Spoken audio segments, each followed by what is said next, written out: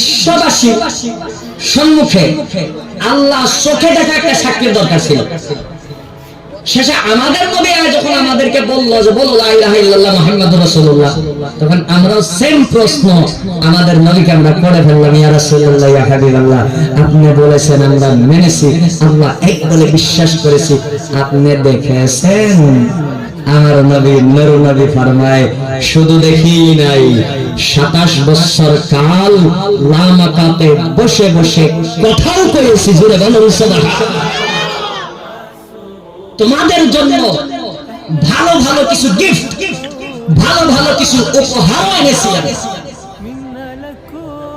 তো আল্লাহকে চোখে দেখা সাক্ষীটা আমরা পাইলাম আমাদের নবীর কাছ থেকে আমরা পাইছি। আদম নবীর থেকে আমরা পাইনি, মুসা নবীর থেকে আমরা পাইনি, ইব্রাহিম নবীর থেকে আমরা পাইনি, ঈসা নবীর থেকে আমরা পাইনি। আমরা পেয়েছি আমাদের নবী নূর নবী, জিন্দা নবী, গায়েবের খবর দেনে ওয়ালা নবী মুহাম্মদুর রাসূলুল্লাহ সাল্লাল্লাহু আলাইহি ওয়াসাল্লাম থেকে।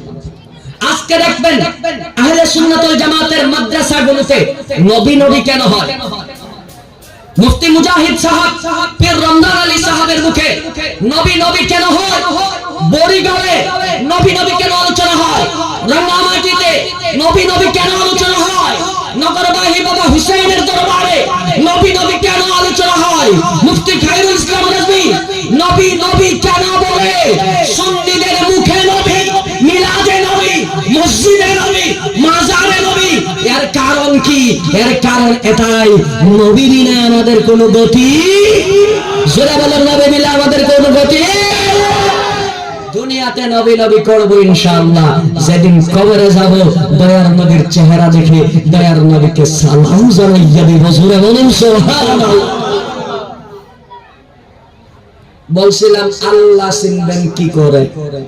আল্লাহরে খালি চোখে দেখা সাক্ষী আমরা পাইছি।